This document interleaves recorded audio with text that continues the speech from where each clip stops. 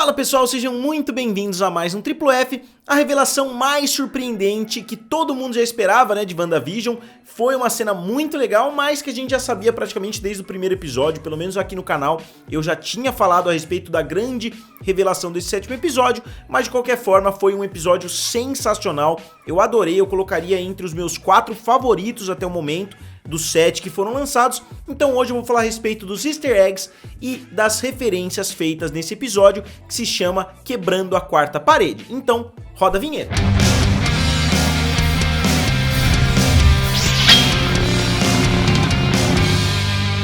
E como de costume, os easter eggs já começam na parte Previously on WandaVision, né? Quando ela fala anteriormente em WandaVision, a gente vê nos 7 episódios até agora que cada vez que ela fala mais desanimada. No primeiro episódio ela fala super animada, anteriormente em WandaVision e etc.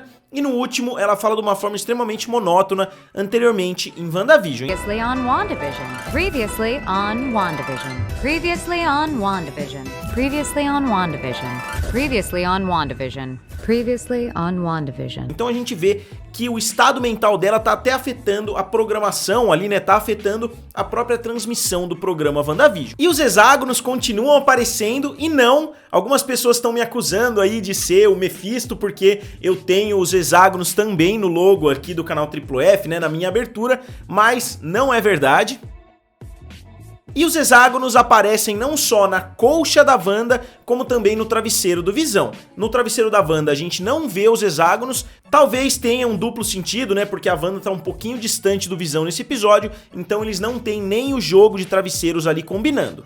E pessoal, eu queria falar rapidinho com vocês a respeito de uma grande novidade aqui no canal. Agora vocês podem se tornar membros do canal Triplo F. São 3 categorias diferentes, né? 3 níveis diferentes, o nível ator, diretor e produtor executivo. Cada um desses níveis tem benefícios diferentes, então se vocês quiserem ajudar o canal de uma forma muito legal na produção de novos vídeos, na produção de novos conteúdos, vocês podem se tornar membros aqui abaixo no botão Seja Membro. E os meninos estão jogando videogame e eles utilizam ali primeiro um controle, eu não consegui identificar qual era, depois se transforma num controle do GameCube da Nintendo, se eu não me engano, e depois se transforma num Atari e finalmente vira umas cartinhas de Cancan, né, de Uno, quer dizer. Só que as cartas de Uno já apareceram, se eu não me engano, uma outra vez, somente no universo Marvel inteiro. Eles aparecem justamente no filme da Capitã Marvel, que tem uma ligação muito grande com a Monica Rambeau. Se não me engano, é a própria Monica Rambeau que tá jogando Uno no decorrer do filme. E depois o rádio toca na cozinha, né? A Wanda tá ouvindo o rádio tocando ali no fundo e a rádio é WNDA. E o rádio fala algo como Little Ghosts, eu não consegui entender muito bem o que o rádio fala, mas ele fala alguma coisa como Little Ghosts. E Little Ghosts pode ser uma referência à noite anterior, né? Que a gente vê que a Wanda ainda tá usando a mesma roupa do Halloween no começo do episódio, então tá perguntando se as crianças chegaram bem em casa. Os Little Ghosts, né? Os pequenos fantasmas que saíram às ruas no dia anterior. E logo nessa mesma cena a gente vê uma caixa de leite com uma criança desaparecida e a pessoa na rádio perguntando se as crianças chegaram bem em casa, lembrando que um dos maiores mistérios da série e uma das pulgas atrás da orelha do próprio Visão é justamente o que aconteceu com as crianças daquela cidade. E a gente tem nessa cidade uma bruxa que fala que já mordeu crianças, né? As bruxas aí na história são famosas inclusive por comer crianças, então eu acho que toda essa trama pode levar a algum lugar. E os sucrilhos que ela come chama Sugar Snaps, se não me engano, né? Snaps, obviamente, tem o Snap do Thanos. E a gente vê um palhaço na capa, todo esse design, né, desse último episódio tem a ver com circo. A gente viu as pessoas se transformando num circo e a gente vê um palhaço na capa e quando ela vira a gente vê um labirinto e a gente lembra que a primeira vez que falam com o Visão nesse episódio, perguntam se ele é o novo palhaço. Então o Visão, né, provavelmente é uma referência ao Visão, aquela caixa de sucrilhos, e atrás o labirinto que o Visão acaba ficando com a Darcy. No episódio inteiro ele não consegue de forma alguma reencontrar a Wanda, a gente vê o episódio todo os dois distantes, e a gente vê ele com a Darcy rodando ali de carro, né, de um caminhãozinho de sorvete ali, de circo e tal, e todo momento eles encontram um obstáculo. Então eu acho que essa caixa de sucrilhos simboliza também esse distanciamento entre a Wanda e o Visão. E a cena da entrevista na sala lembra demais os momentos de Modern Family. Eu acho que se tem um personagem de Modern Family que eles inspiraram o jeito de atuar, é justamente a Claire, a mãe ali de Modern Family, né? A mãe da família principal, mulher do Phil. E tem inclusive alguns episódios diferentes, se não me engano são 2 episódios. Tem um episódio que ela quer somente ficar em casa lendo um livro, ela quer se livrar das crianças, do marido, de qualquer jeito pra ficar em casa lendo um livro. É mais ou menos o que a gente vê a Wanda fazendo nesse episódio. E a cena de abertura é completamente inspirada por The Office e por Modern Family. O final, né, a gente vê as letras iguaizinhas praticamente às letras do Modern Family, e o ritmo ali da música lembra bastante as cenas de The Office, lembra bastante a cena de abertura de The Office.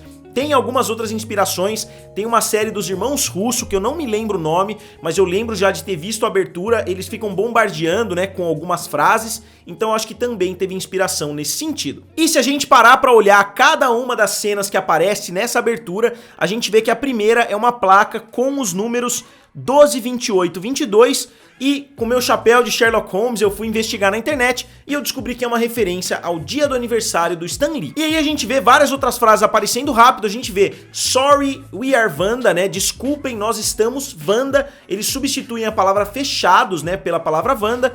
Eu não sei porquê, se é o Rex, né, se é uma mensagem a respeito do Rex. E aparece, eu sei o que você está fazendo, Wanda, como se fosse um sequestrador ali escrevendo, que eu também não entendi muito bem o sentido. Parece ser a mensagem de alguma outra pessoa pra Wanda através dessa abertura. E no finalzinho a gente vê mais ou menos a caneca do The Office, né, que é o melhor chefe do mundo, a gente vê eu amo a Wanda, alguma coisa assim. E a S.W.O.R.D. claramente recebeu reforços, né, nesse tempo, porque quando a gente vê o Rex expandindo, parece que só sobrou o carro do Hayward lá, né, porque ele consegue fugir, mas até o carro quase é pego pelo Rex, e nesse episódio já tem ali um monte de gente da S.W.O.R.D. de novo. E a gente vê pela primeira vez uma cena um pouquinho panorâmica, né, do Rex. Eu acho que a escala não tá correta, porque a gente já tinha visto nos episódios anteriores que o Rex é bem grande, a gente vê o Visão andando bastante ali dentro, a gente vê até aquela cena que ele vai buscar o médico, né, que ele vai correndo. A gente já tinha visto indícios que o Rex era bem grande, e no episódio anterior ela expandiu várias e várias vezes, ela deve ter expandido muito, porque o Rex estava crescendo na velocidade de um carro. Então a área é muito grande, então se a gente olhar pela cena que eles mostram ali, né, que eles mostram um dos lados do Rex, não parece que é tão grande assim. Então acho que eles erraram na proporção, obviamente, para caber a imagem, né, pra gente poder ver aqueles detalhes. E inclusive o Rex é fechado praticamente como se fosse um circo. E o Hayward nesse momento fala de uma forma muito suspeita que ele sente que ele tá com muita sorte, e a mulher que tá do lado dele até dá uma olhadinha estranha pra ele, porque dá pra entender dos dois lados. Ele pode ter sido irônico, porque eles estão tendo muito azar, né, a Wanda conseguiu contra-atacar o que eles fizeram, só que ele pode estar falando também do lado verdadeiro, né, que ele tá sentindo muita sorte, porque ele realmente agora tem a desculpa pra conseguir atacar o Rex, pra conseguir colocar o plano dele em prática. E os meninos se referem ao Mercúrio como Tio P, né, Uncle P, o que pode ser uma referência ao fato do nome do Evan Peters nos X-Men não ser Pietro e sim Peter. Então Tio P se encaixaria tanto pro Pietro quanto pro Peter. E a Agnes aparece nesse momento e a gente vê que ela não tá usando o broche. É a primeira vez, né, no episódio anterior foi a primeira vez que ela apareceu sem o broche, e agora ela aparece novamente sem o broche, e no momento que ela se revela, né, no final do episódio, ela tá de novo usando o broche. Então aconteceu alguma coisa nesse meio tempo para ela tá de novo usando o broche que ela usou no primeiro, no segundo, no terceiro episódio ali com tanta frequência. E a Agnes fala nesse momento que tem uma verruga suspeita nas costas, ela levanta até a blusa e a Wanda faz uma careta ali como se tivesse visto algo nojento, e os dois meninos também, então eles tiveram uma reação um pouquinho acima do normal, até uma pequena verruga, né, o que dá a impressão que é algo mais do que isso. E eu dei uma pesquisada e segundo a Rosemary Allen, que tem um livro sobre bruxaria e feitiçaria, a marca das bruxas é justamente a verruga, e durante os tribunais e a caça às bruxas do século 17, eles procuravam ali a pessoa que estava sendo investigada, eles procuravam de cabeça até os pés para ver se a pessoa não tinha verruga, porque eles consideram que a verruga é a marca do demônio ali, que é a forma com que o demônio coloca as garras dentro da pessoa para entrar na alma dela, tem as motivações lá. Então a verruga, obviamente, né, quem assistiu qualquer filme envolvendo bruxa, com exceção de Harry Potter talvez, mas as bruxas sempre têm uma verruga no nariz ou uma verruga na bochecha e assim por diante. E a Agnes também diz que ela já mordeu uma criança e, como eu falei no começo do episódio, tem muitos mitos aí que bruxas comiam crianças, inclusive o mais famoso de todos talvez do João e Maria. Então pode ser uma referência também a uma das grandes bruxas aí que a gente já viu na cultura pop. E como eu falei no primeiro vídeo que eu fiz a respeito desse episódio, a Wanda fica repetindo: eu estou bem, logo depois que a Agnes sai, ela fica repetindo: eu estou bem, eu estou bem, eu estou bem, mais ou menos como a Senhora Hart faz no primeiro episódio, o que mostra que a Wanda também pode não estar no controle da situação, mesmo que ela tenha, obviamente, mais controle do que outras pessoas, como o próprio Visão, como a Darcy, né, depois dela ter entrado no Rex, a gente sabe que ela também tá sob o controle da própria Agnes. E a gente vê o Jimmy Woo com a Mônica, né, no carro, e dá pra gente ler certinho, quando eu vi o episódio pela primeira vez eu não reparei, mas dá pra você parar a imagem ali e você consegue ler o e-mail inteiro que eles receberam da Darcy antes da Darcy ser engolida pelo Rex.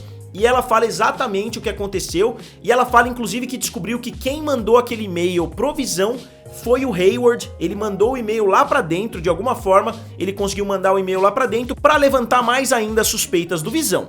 Então essa é mais uma das pontas soltas explicadas. Como eu cansei de falar já, os 3 primeiros episódios foram para sedimentar o clima da série, depois a gente viu os 3 episódios do meio que foram o grosso ali, né, foram justamente o meio da série, e agora a gente tá vendo o desfecho, o terceiro ato. A gente tá começando já no primeiro episódio, né, desse terceiro ato, que é o episódio 7, a gente já tá vendo muitas coisas sendo respondidas, e eles não levantaram mais muitas questões, com exceção de algumas coisas que aparecem ali no final. Eles tiraram esse episódio para responder muitas das coisas que a gente ainda estava curioso para saber. E a Darcy fala em determinado momento que ela vai sair com o Visão, mas que ela vai pedir lagosta. Então, mesmo sob o controle do Rex, ela fez uma referência ao primeiro episódio, depois ela fala de novo de WandaVision, né? Depois que o Visão tira ela do efeito ali, do feitiço, mas a gente vê que possivelmente ela estava conseguindo transmitir alguma coisa, mesmo com a mente dela sendo controlada. E no momento bizarro do episódio, né? Todo episódio tem um momento relativamente bizarro. O momento bizarro desse episódio é quando a Wanda tá dando a entrevista, né? No estilo Modern Family, no estilo The Office. Alguém pergunta pra ela: será que isso não tá acontecendo porque você merece? E essa eu descobri por cagada completa, porque eu vi no Instagram alguém postando que se você der uma acelerada, se você modificar alguma coisa, é sim a Catherine Hahn, é a atriz, né, que faz a Agnes, depois a Agatha Harkness, que fala exatamente isso. Então eles deram uma modificada na voz para parecer que é a voz de um homem, quando na verdade é a voz da própria Agatha Harkness. E a gente vê a propaganda do remédio Nexus, que obviamente tem um sentido muito forte nos quadrinhos, porque existem os seres Nexus, né, que tem o poder, tem a habilidade de controlar realidades, de ir para outra realidade, e as realidades podem ter seres diferentes. A gente conhece vários aí pelos quadrinhos, e um deles é inclusive a Wanda. Só que tem outro sentido também, porque eu tava assistindo ontem mesmo o filme A Era de Ultron, e eu assisti o episódio de novo, eu assisti o filme A Era de Ultron, e eles citam inclusive o Nexus quando eles estão tentando descobrir onde o Ultron tá, quando eles estão tentando descobrir os códigos das bombas nucleares ali.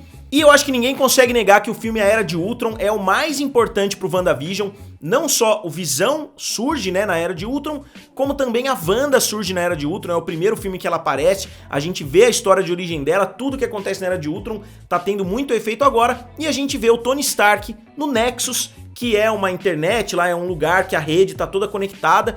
Então, como outras referências em WandaVision, essa referência tem um sentido duplo. E a gente vê na farmácia, né, a gente vê aquele cara parado, a gente vê atrás a palavra multi, e em cima do cara a palavra vezes 10 poder, vezes 10 power, né, que mostra que a Wanda tá ficando cada vez mais poderosa, ou que tem alguma pessoa mais poderosa que ela dentro desse universo.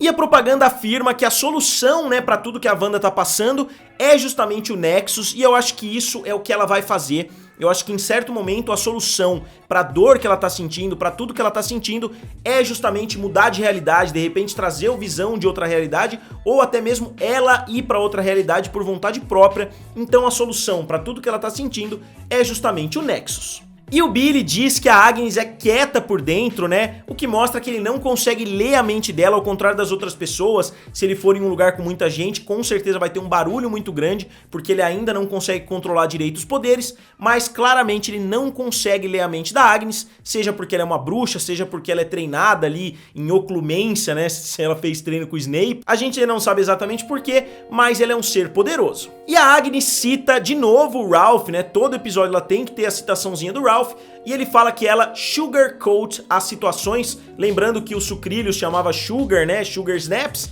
e agora ela fala sugarcoat, que é mais ou menos quando você vai dar uma notícia, você tenta falar da forma mais positiva possível. E a gente vê o carteiro novamente, né, todo episódio também quase a gente vê o carteiro, só que dessa vez ele tá usando um uniforme que o logo é um coelho e que o nome é Presto. Eu sou fanático pela Pixar, então batendo o olho eu já sabia, Presto é uma animação da Pixar de um coelho, então isso mostra pra mim, pelo menos, que a Wanda tá perdendo um pouquinho de influência nesse universo e que a Agnes tá ganhando mais influência porque a Agnes que tem o Sr. Scratch ali, né, a Agnes que tem um coelho, então parece que as coisas estão começando a se transformar de referências da Wanda em referências da Agnes. E a gente vê a Monica Rambeau chegando, eles têm um diálogo ali, a cena da Monica Rambeau entrando, né, dentro do Rex de novo e se transformando ali na Fulton, né, que é o nome dela nos quadrinhos. Foi uma cena muito legal, não é cheia de referências, a gente até vê o Samuel L. Jackson falando algumas coisas pra ela, mais ou menos que nem a cena que a gente viu no Capitã Marvel. Só que não é uma cena tão recheada assim de coisas, é uma novidade muito grande porque a gente vê ela se transformando, a gente vê de fato que ela tem poderes. E a Agnes vai lá, né, e fala, minha filha, minha jovem, alguma coisa assim, como se ela fosse realmente uma personagem bem velha, o que a gente descobre alguns minutos depois que é verdade, porque ela é uma bruxa, a gente não sabe quantos anos ela pode ter dentro dessa narrativa. E na casa da Agnes eles conseguiram enfiar hexágonos, né, até nos copos, se você olhar os copos tem hexágonos desenhados, e a gente descobre por quê. Logo que elas descem pro porão, a gente vê que é cheio de hexágonos ali espalhados, com detalhes em ouro, com muitas coisas aparecendo. E no momento que a Wanda dá falta dos filhos, né, que ela pensa e fala, pô, cadê meus filhos? Ela pergunta, ela vê uma cigarra na janela, né, na cortina, e eu dei uma pesquisada e no dicionário dos símbolos, a cigarra é um inseto que simboliza transformação e longevidade. Duas coisas que são muito comumente associadas a quem? Transformação e longevidade, justamente as bruxas. E eu sou fanático também pelo filme Silêncio dos Inocentes, e pra mim me lembrou muito porque ela vê um inseto e ela desce pro porão e acaba descobrindo alguma coisa absurda acontecendo. Acontece com as duas personagens. E uma coisa muito interessante que acontece, que eu não percebi da primeira vez que eu assisti, eu até percebi, mas eu não pensei a respeito, é que a proporção da tela muda, a gente vê a tela dando aquela diminuída, né, ficando um pouquinho mais cinematográfica quando ela vai pro porão, o que mostra que aquilo não tá se passando dentro do Rex. Toda vez que a gente vê mudanças de proporção é porque ou entrou alguém no Rex ou alguém saiu do Rex. E já de cara a gente vê uma figura bem sombria ali na parede, né, uma clara referência ao Baphomet, que eu já abordei em um vídeo do Rick and Morty, e só para evitar os 350 comentários negativos que eu recebi naquele vídeo, o Baphomet não significa só o diabo, só o mal, ele tem outros significados do bem, inclusive, mas obviamente é uma referência sim ao diabo nesse contexto de WandaVision. E como eu falei, a gente vê vários hexágonos espalhados, o que mostra que todo o design da série WandaVision não foi feito pela Wanda e sim pela Agnes. E até nos pilares a gente vê algumas caras demoníacas, né, como vocês podem ver aqui. E tem também um armarinho bem cabreiro, né, cheio de ossos. E a gente vê uma figura com asas que parece até um corvo, né, com as asas abertas. E para concluir o porão cheio de bruxaria, não podia faltar um livro de feitiços. E esse livro de feitiços provavelmente é o Darkhold, que é o livro mais foda aí, né, em termos de bruxaria aí do universo Marvel. Ele até deu origem a vários dos outros livros famosos que a gente conhece. E o Darkhold também é conhecido como o Livro dos Mortos, ou o Livro dos Feitiços, ou até mesmo o Livro da Magia. E se for esse livro, pelo menos, ele é feito de um material indestrutível e ele foi escrito por Chthon, que é um dos deuses antigos.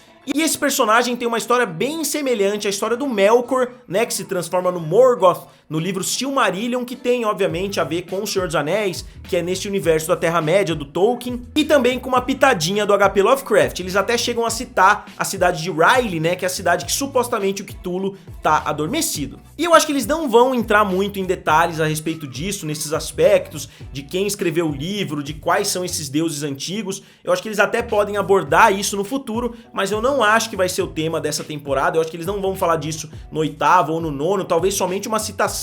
Ah, esse livro misterioso foi escrito por não sei quem, mas eu acho que não vai ter uma grande influência nessa temporada ou em WandaVision como um todo.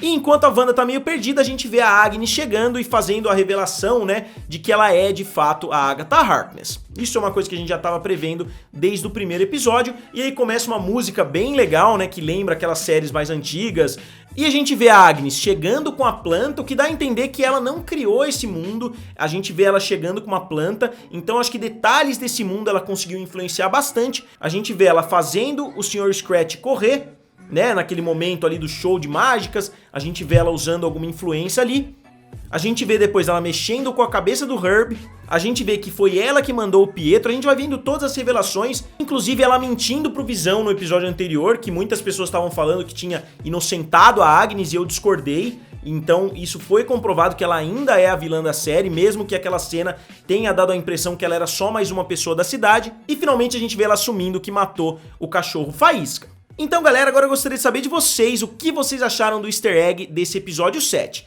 Digam aqui nos comentários, curtam o vídeo e se inscrevam no canal. Valeu! E nos vemos em breve.